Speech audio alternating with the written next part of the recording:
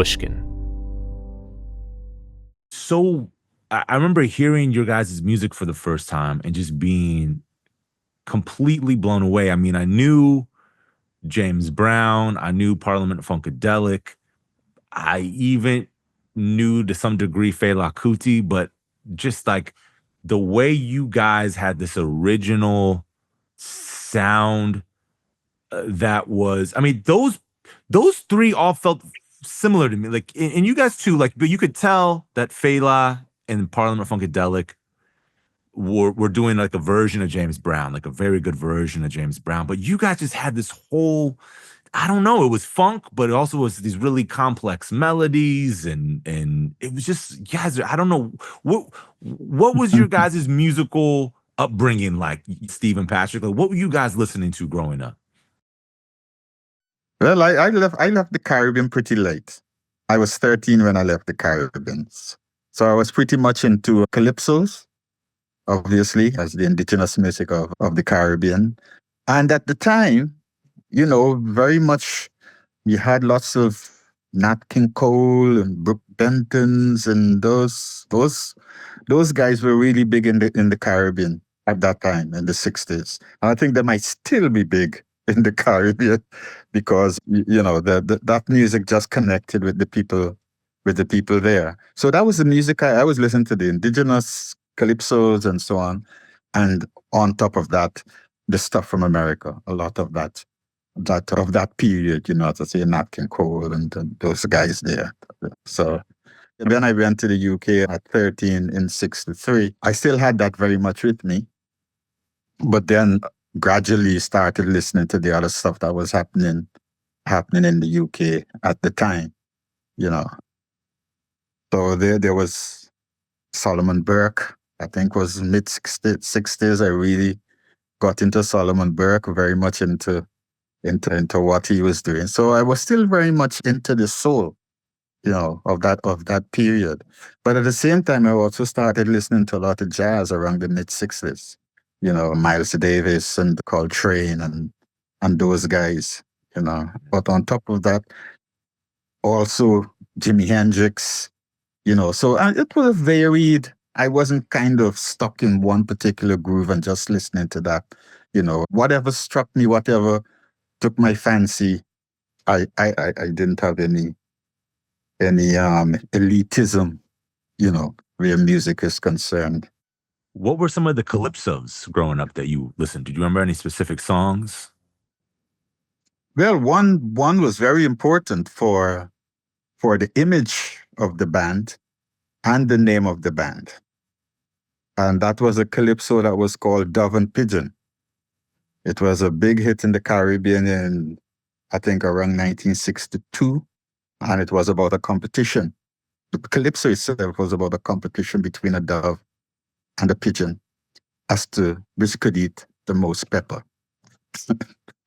Who could eat the most pepper? The peppers, yeah. Peppers, hot peppers, raw hot peppers. So they had this competition between them to say, who is the better pepper eater? And the dove was smart. So the dove had this, it was the kind of hook of the calypso.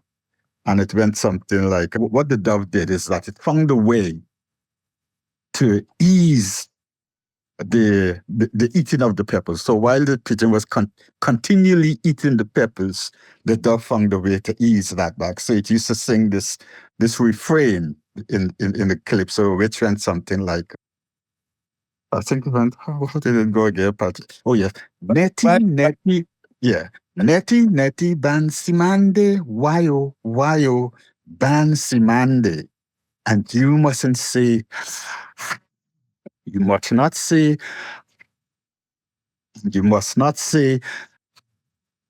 and that is how the dove eased the pressure of the heat from the pepper.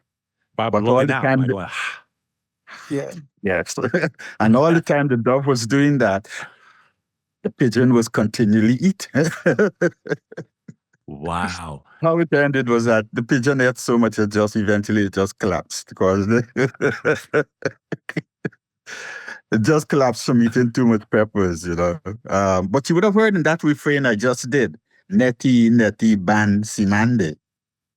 What was familiar there? Wow. That's the calypso it came from. That's the Okay. calypso from which we took the name from. We don't know what Cymande means. Really? You don't know? No, no, never knew what Cymande means. It was just a refrain that was sung by the dove. We liked the song of it, and it connected us with our roots in the Caribbean. So we said, let's go with that for the name of the band. Patrick, you remember the song as well growing up, huh? Sure, sure. I mean, I left the Caribbean quite early, but yes, it was a popular song, and we, as the years went by, we kind of translated or found, if you like, a way to express to utilize the name to mean other things. So, like, you would say Cymande, which is kind of, if you like, Jamaican lingo, instead of just associating it with that one notion of Lord Nelson's song. But Steve rightly says that it reflects our Caribbean heritage, and so it should. Are you two both from the same place in the Caribbean?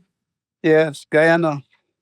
What was the Caribbean community in London in the 60s like? Were you guys spread out throughout? Like, where did you guys all live in a specific place? Or were you spread out throughout the city? Like, what was the diaspora of the Caribbean community in London in the 60s when you guys got there? What was that like? Yeah, just back a little, because some Caribbean people went to London.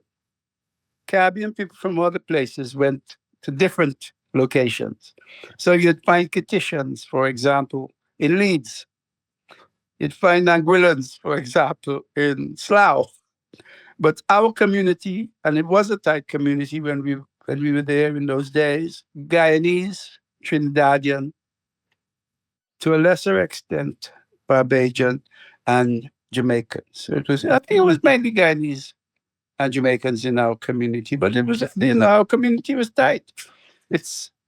I can't say that I see the same thing nowadays, but we had the privilege of living through a period where that sort of thing happened. In our street, Steve and I lived 5 doors. Our families lived about 5 doors apart from the time.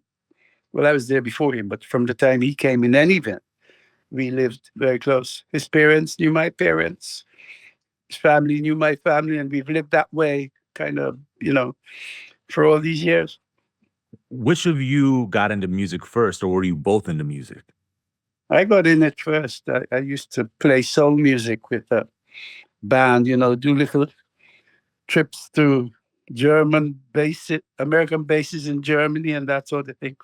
I was a bit of a traveling. That was quite a popular location for the bands at that time. Certainly, Yeah. I think the young bands, the bands, the developing bands, if I can put Yeah. it that way. They used to That's- play a lot in the American bases. Mhm. We toured when we did. I can't even call those things tours. You go spend 2 months or a month or what have you, playing American bases in different kind of places, and then make a few pounds or dollars, as the case may be, and then go back home. But I started quite early, and natural fact, I must have been end of 16, just going into my 17th year. That's when I started to do that. Were you doing American soul music, or was it? Yeah. Yeah, absolutely. I mean, I think that's probably the music that I grew up on. The difference between Steve and I is probably that I liked a lot of rock music as well, and his rock music range is probably narrower than mine. But like, all kinds of rock people. Yeah. What was the first rock and roll you started getting into, Patrick?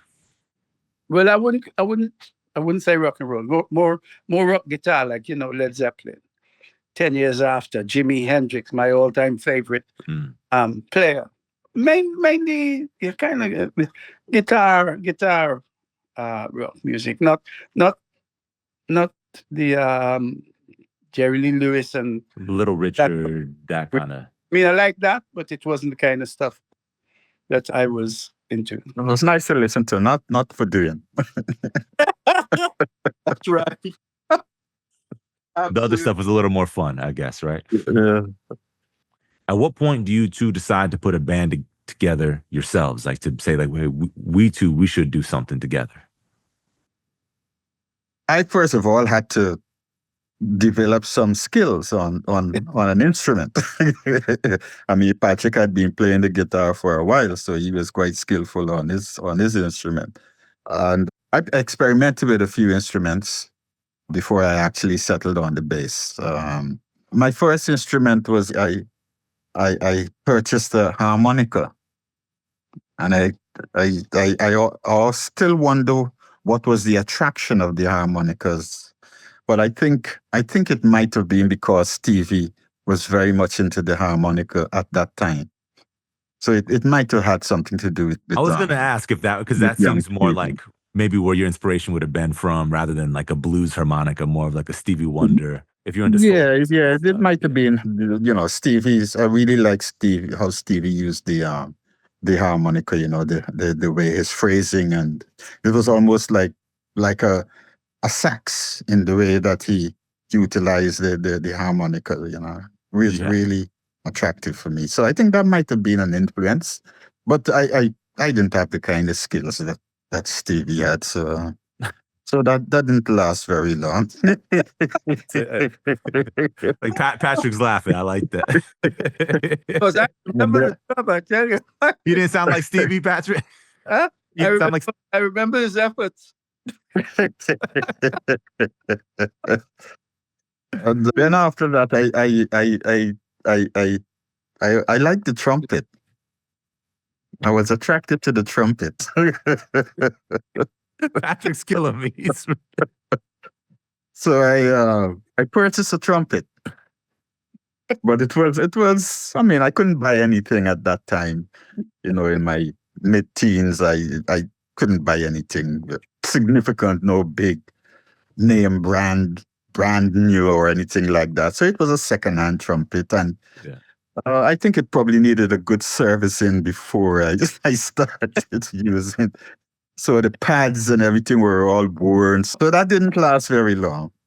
And then I tried the guitar a little bit more. And actually, I was still with that. And then it was Patrick who said, well, listen, why don't you try the bass? I'm on the guitar.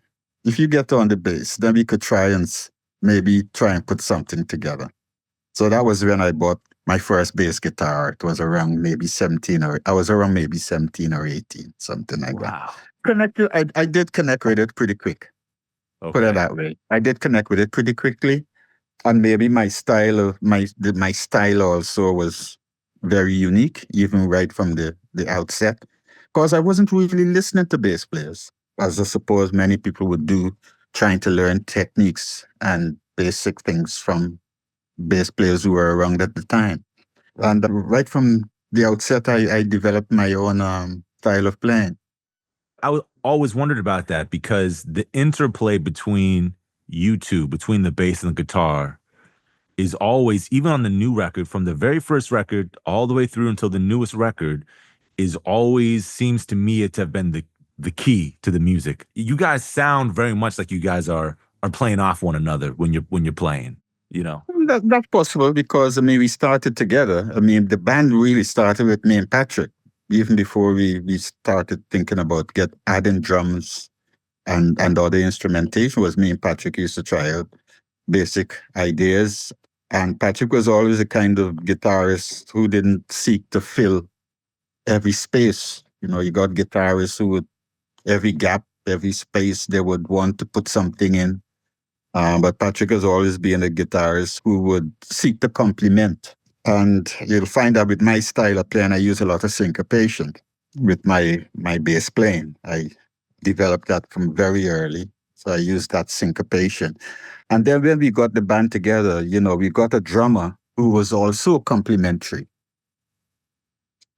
So those three elements, I think, were foundational in terms of the sound that Cymande developed. Myself, Patrick, and Sam. Sam was a was a complimentary drummer. He listened. He was very much trying to play with the bass. Right, like almost maybe more like a Ringo, more than doing like a backbeat, almost like a Ringo. Like he was coming up with interesting parts, you know, like and really seemed like he was following what you guys were doing and had Yeah, these yeah, really, very, you know, very much so. unique Yeah, kind of parts. yeah. You'll find with those 3 albums, they're very spacious. Yeah, You know, yeah. very spacious.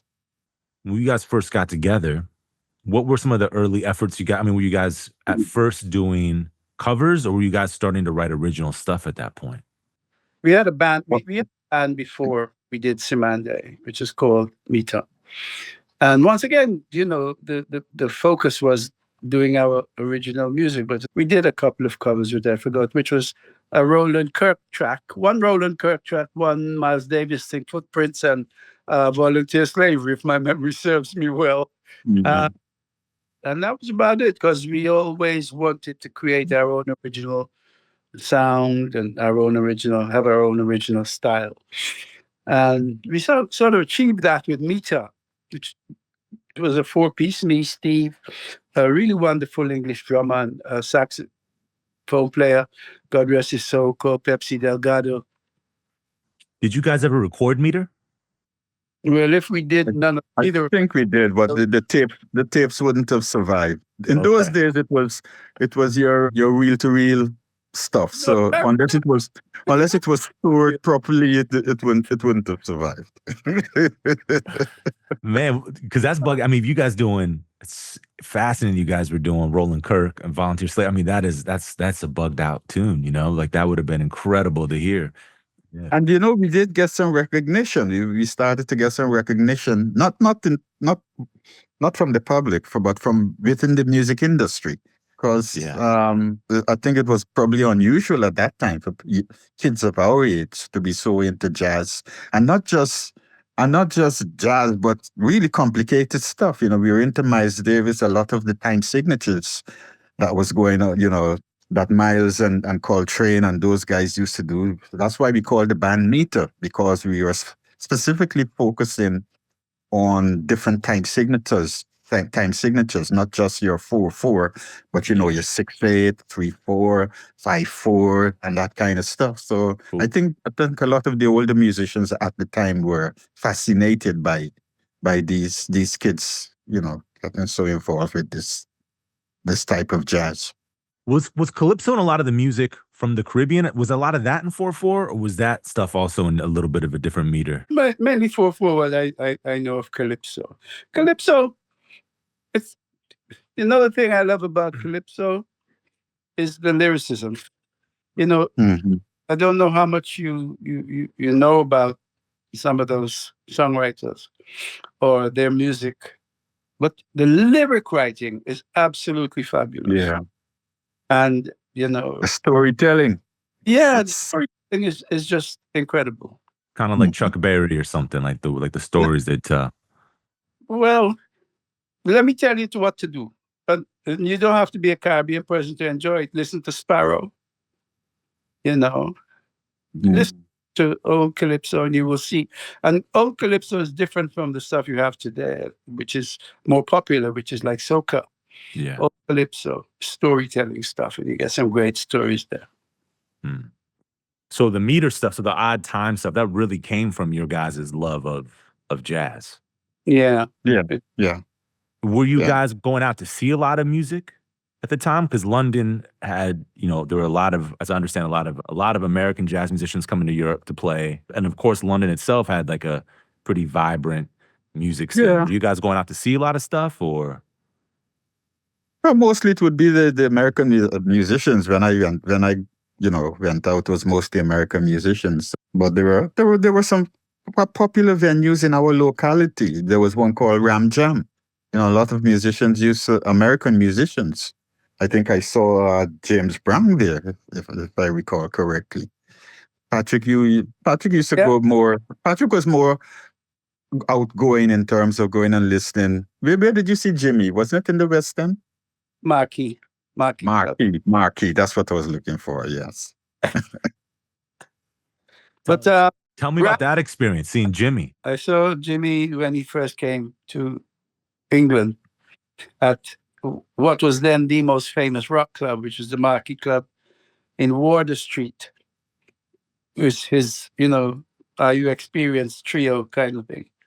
And it's a long time ago. And the thing I remember most is I don't know who believes me now, but it's true. Shook my hand. So that was a great. And you haven't washed that hand since, right?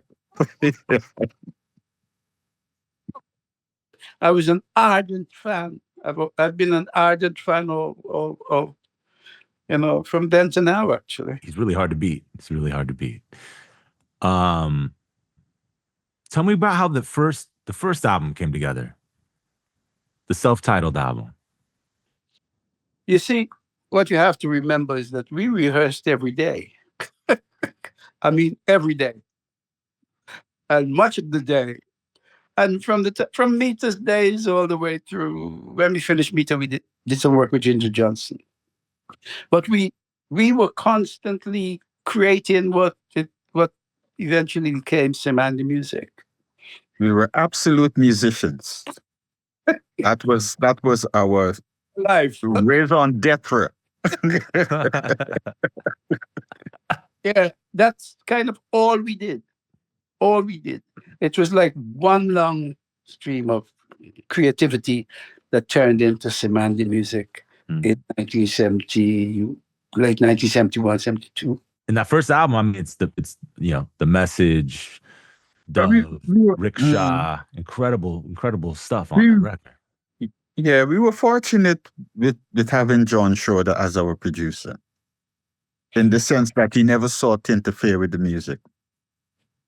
He was fascinated with the music. It was quite unusual, I mean, looking back on it now, because we'd only been together for about a year before we went into the studio. Wow. And to have that kind of, how can I say, a rapid access to, to high quality recordings at that time was, it was unusual. Yeah. Normally you'd have to be, you're on the road 3, 4, 5 years, building a profile before you get that kind of opportunity. We started to develop a following. There was a following that used to come and listen to us whenever we were playing, but we were certainly not what you might call a big name band. But John Schroeder liked the music, and he wanted to get us into the studio as early as possible, and that's what he did. And he took us into the studio and just left us really to create. There was no real pressure on us to, okay, guys, start recording and that kind of thing. Yeah. But we had a lot of freedom in terms of, building our interactions and getting the right atmosphere going, etc. So at least that was my recollection. Well, I will have put one word. You ask us what it was like. It was very exciting. First time we'd gone in to do any real recording of our own. John was an in-house producer for Pi Records, and he had all sorts of, hits with various people. So the fact that he saw us and liked us and loved the music and wanted to do something with us was fortuitous. So it was a good bit of fortune that we were introduced to him and he to us, and rapidly moved from there to Chess Janus Records in America and tour in America with Al Green. What was that tour like? Really excited. We'd been on the road, as I said. We'd been existing for about a year, and to be moving from small venues, and I can't even call, some of them were just very small clubs in the UK. Yeah, and then to be going in the States and be playing in football stadiums. Yeah, with 20,000-30,000 people. Yeah. To be playing a week at the Apollo. I mean, the Apollo was, even in the UK, that was like the holy grail. Yeah. For soul music and that kind of stuff. And to have the opportunity of going and played that to do a week there was something. It was a mind-blowing experience, really. Yeah. How was Al as a performer on that?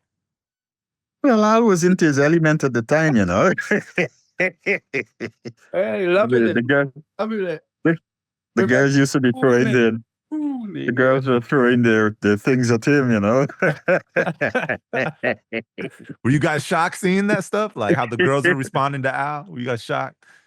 No, we finished with church long before that, man. We were great. All right. Oh, man. Get out of that. Got you. Man, that's wild. Yeah, but Al was big, man. Al was big. The girls would do anything to get a moment with Al. I mean, anything. They were offering anything to, if you could get them access to Al. He was really that big. It was just a ginormous. It's probably difficult to imagine now, you know, just how big he was at the time. Yeah. When you first went into the studio for that first album, was it, you know, like Dove is almost 11 minutes long. Were all your songs at that point, like that you would play like in your sets, were they all pretty long like that? And then when you got to the studio, you thought, oh, let's bring them down, or I was We just did everything in the same way we had been doing it before. And that because it's so much improvisational stuff. You know, you go with the vibe in a sense. You know, Mm-hmm. I don't think we knew it was that long when we were cutting it. But we never operated with the kind of commercial restrictions on songs. You know, your 3.5 minutes. We never worked a 3.5 minute kind of limit for the songs. However, the songs developed, that's how we went with them. So like with The Message, for instance, you guys didn't have a longer version that and you get in the studio, you thought, let's get it closer to 4. That's just kind of what it was. That was the song. That's how we did it. John just captured what we were doing on the tape. But those were the songs. There were some that there was some improvisation going on, so they might be a little longer here, a little shorter there. But those were the songs. Mm-hmm. I think it's because of the jazz element in the music. You know, we always wanted to make space for the sax players. You know, we never wanted our sax players to be just accent players. And that's why you'll find a lot feature them. Yeah, exactly. Yeah. As much as part of the I feel like the sound of Cymande was like the way you guys played together, Steve and Patrick as a bass player and guitar player. There were wonderful songs that would just be drum, you know, and it sounded almost more Jamaican in that sense, you know, like Naibingi kind of, where it wasn't even reggae, but just with the kind of spiritual with the drum. Was that something you guys were also listening to, or was that more of the Jamaican members of the group, or what? How did that enter the sound? That's more from Pablo and Mike at the time, and it was at that time it was really quite important because that gave us a slightly different tilt to our music, that Rastafarian underpinning. Yeah, and I think on maybe it was the first album or first and second album, we have about 4 Rasta songs on there, and it was very important for music because Pablo, as a percussion player, as a bongo player, had a really original style. It's important how we interacted, you know, musically, and Pablo and Mike brought much of the Rastafarian element that Cymande was to it. Yeah. That was all part of Cymande's makeup, the percussive thing, the styling of the guitar and bass. It was part of what we did. You know, it wasn't contrived. You know, it was organic, put it that way. So beautiful. Even in hindsight, you listen to these records, and you guys, I want to talk about the new record because you guys, I feel like you guys have figured out how to keep that, but you guys really, I don't know how you guys did it, but even just the way the congas, just the sound of those so crisp, and just like you guys really captured something just magical, you know? So yeah, that's John just allowed us to he allowed us to be ourselves in the studio. were you guys shocked over the years, after a while, you guys kind of just retreated into civilian life, but you know, through the 90s and 2000s, you guys' music became revered, you know, in a sense, and it would just pop up in movies or in other people's music. How did that feel when that started to happen? Well, we never ceased being musicians, you know. It's just for a while because nothing was happening for the music. We decided to go down another avenue, and something to some extent that probably, you know, we always felt we'd do at some point. But we never ceased being musicians. But certainly with the interest, the new interest in the music, I think started in the 80s or it might be in the 90s. Certainly the first sampling and I heard of the song was brought to my attention by my older children at the time was the De La Soul sample. And then after that I think was the Fugees. And then, I became aware that something was happening with the music. I think I told Patrick also that something was happening with the music. And, we saw the development. Unfortunately for us, just prior to that, when all the activity with the music that was being generated by the younger generation, we had also got all our copyright back for our songs. So that coincided nicely with what was happening with the music. Wow, that's great. Was that like a pretty tough process to get the copyright back? Yes, I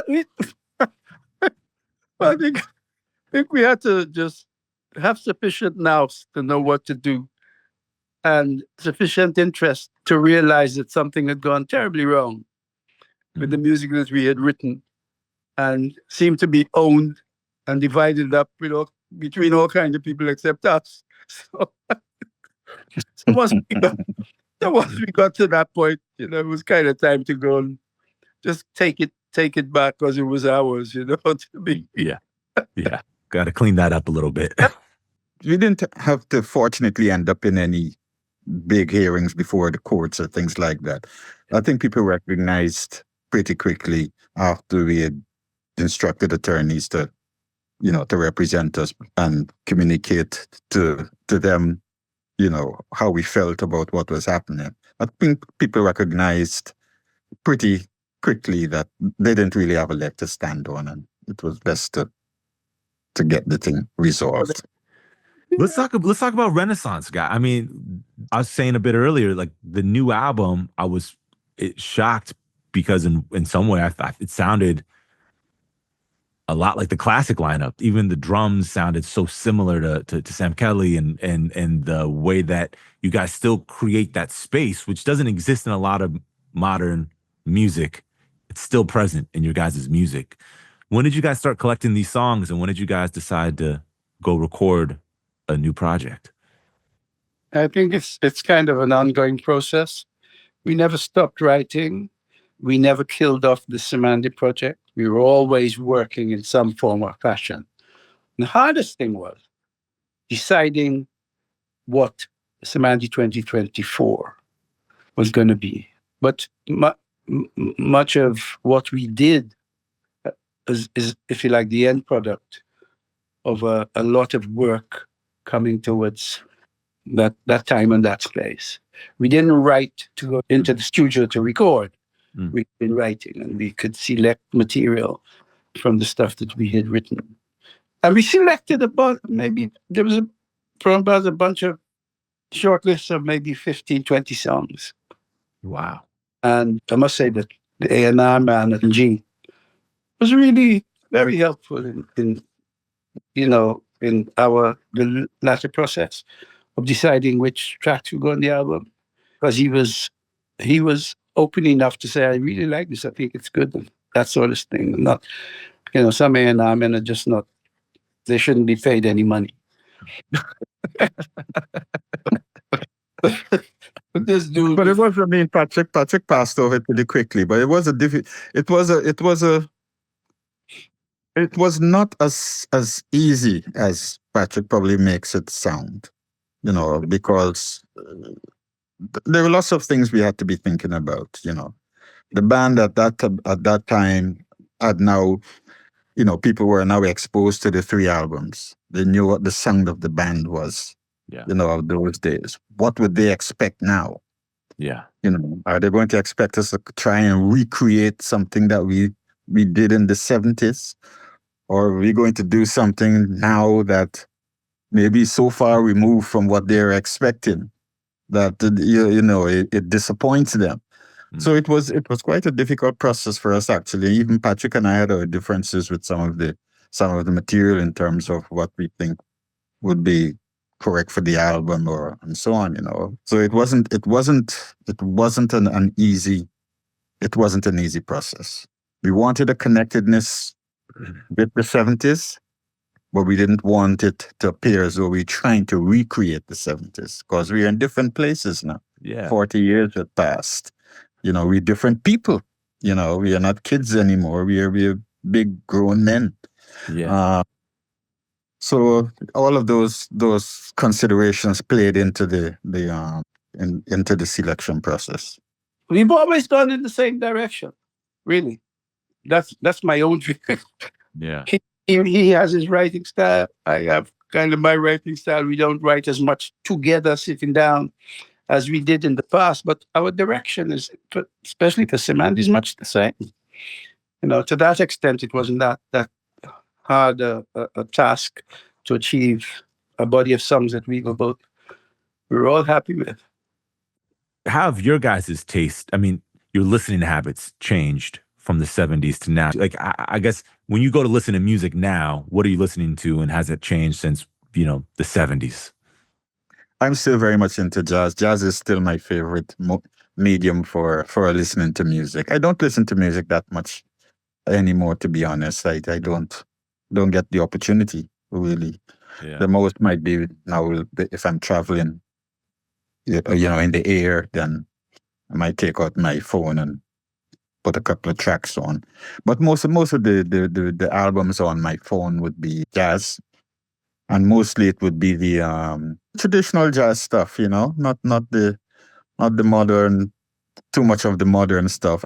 There's a lot of, you know, musicians now, even bass players now. You know, they're into this displaying their skills. It's almost like bass players are now guitar players. You know, Mm. when I hear some of them, and it's nice stuff, it's great stuff, very technical and whatever, but it doesn't have that. I mean, like Ron Carter and some of those guys, they play one note, Yeah. put it in the right place, and it just Yeah. hits you more than 20 notes that some of these guys would now be playing. So these guys now, they display their skills, they display their techniques and their abilities and so on. But I find that knowing where to just land the note or put a sound or put a particular a groove there, I find that lacking much with some of what I'm hearing. I don't listen enough. Um, I don't listen enough. I'm going to listen to more. But when I do listen, you know, I'm a big fan of good songwriting, and I like to hear stories. So I kind of more listen to that. So, like, if you, like, when you say you want to listen to more, like, what's something you might miss listening to that if you had time, you'd throw it on? When I go home, the albums I listen to generally are the two Herbie Hancock albums. The one that he has the Joni Mitchell songs. Oh, the on. Joni Mitchell songs. Yeah, the river. Yeah. Yeah. Is that River? And The then river. Yeah. River. Yeah, it's River. and the one with Imagine on it. So I listen to that. I listen to there's this compilation. It's not really a compilation, but these Bob Marley songs played by other artists. And I would sit and listen to that a great deal with India Irie, I think is on it. Maxi Priest. I really don't listen enough, but I listen to those things when I'm home and get the listening opportunity. Mhm. How did you guys select the new personnel in the band when you had to put some new people around you? How did you guys figure out who the right people would be for Cymande? Most of these guys we have known for ages, and they have known each other for ages. You know, and it's actually, when I think about it, it's quite strange. Ray, who is our singer now, this is a funny little story. He was a kid coming to watch us rehearse in Brixton when he first encountered us. Really? Had his own career, as a solo singer. Did some, and he's also a good songwriter. Did some work with him in the mid 80s, going towards the 90s. He worked with Jazzy B. He worked with many other people. Then the piano player I've known since the mid 80s. First time I encountered him, Adrian Reed. He used to be in a band with a guy that used to play drums with me in other places. The rest of people, either Adrian brought them or we knew of them. For example, the drummer, Richard Bailey, he's been around almost as long as us. He's a bit younger than us, but he's been around almost as long. Because there were some really nice bands in England in the early days, and he used to play with some of them. We are very pleased to say that we think we have the cream of the crop. Well, that goes to show. I mean, it really is like you guys really are the key to the sound. I mean, and then it's like no matter what era of the group I'm listening to, it's like the way you guys sound together. And it sounds like you guys aren't even writing so much together anymore, from what Patrick was saying. But you guys still have a interplay between one another that's it just sounds like the band. Well, we formed the band. The band is our creation. The music that that the band plays to a great extent is decided upon between us. And the thing about the 2015 album, Steve might have a different view, but for me, the important thing for the 2015 album was bringing the original 6 players back together to do that album. Very important that we could do that. And I mean, every man was ready to do it, and we did it. And in fact, John also came back on board, John Schroeder, and the original engineer also came back on board, Alan Florence. So that's the original Cymande project. It's not exactly the same as it was in the first 3 albums, but that to me is a very important thing. And Steve and I don't have to write together in the way, sit down in a room any longer. We know both of us know what it is that we want Cymande music to be. And we each have a hand in what is crafted. At the end of the day, that's just how it's always been. Mm-hmm. And I suppose how it always will be. We might not have that long, but that's it.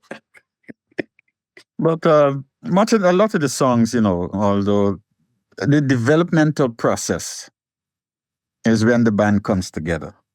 So you'll have the ideas, the genesis of the ideas and the whatever. But the real, how can I say, the completion of the songs are when the band comes together and we start playing. Because lots of changes take place in that process. Yeah. I mean, a lot of the songs on the album, when we presented them as demos, they're in a form that is different to how they were presented as demos. Yeah. A number of the songs, because when the band is together and everybody is putting in their little bit, you have the drummer with his input, the keyboard players, so on, and that all comes together. It impacts the song, and it sometimes also dictates the direction of the song. So although myself and Patrick will be there, I'll have my style of playing, obviously, which will remain an influence on the sound. Patrick will have his style of playing also. That remains an important influence on the sound. But the other instrumentation also has an impact in terms of the direction and the flow of the music. Tell me about bringing in some of the you mentioned Jazzy B earlier. I think you were saying that your singer Ray played with Jazzy B. He's on the record. Celeste on the record. Incredible singer. I'm telling you, I agree with you. Were you guys familiar with her before? I only she did a TV advert that plays a lot here. Really? But I hadn't seen or heard much of her, but I did see her being interviewed one time on Jules Holland's show a couple of years. Jules Holland, you might better explain, Jules. Are you familiar with Jules Holland? Yeah, I mean, somehow that his stuff ends up. I know it's a BBC thing, but somehow it ends up out here all the time. Yeah. I've seen plenty of Jules. So I just assumed it was, everybody kind of knew about it. But he did a kind of series where he interviewed artists, and she was one that he interviewed sat down and discussed the work and stuff. I'd seen her do that, and our management and her management had gotten together some way, form a passion, and suggested that we link up, and so we did while we were in New York, and we started the same song. Started working on that, and when we came back to the UK, we completed it, and then she recorded it with us. And you were quite right. She's a wonderful singer. She's an artist. You know, she's an artist. Yeah, wonderful voice. Wonderful voice. But yeah, Ray worked with Jazzy quite a bit, and I love that linkage when we did How We Roll, and the issue of Jazzy joining us came up. You know, there was a kind of a direct link there, and they worked together for quite. Yeah, I think those are really great too. I mean, I like that it was nice to have a couple of those touches, but I like that it wasn't, you know, full of features. It was just these really, you know, Jazzy B, which made sense, and Celeste was just like a really wonderful addition.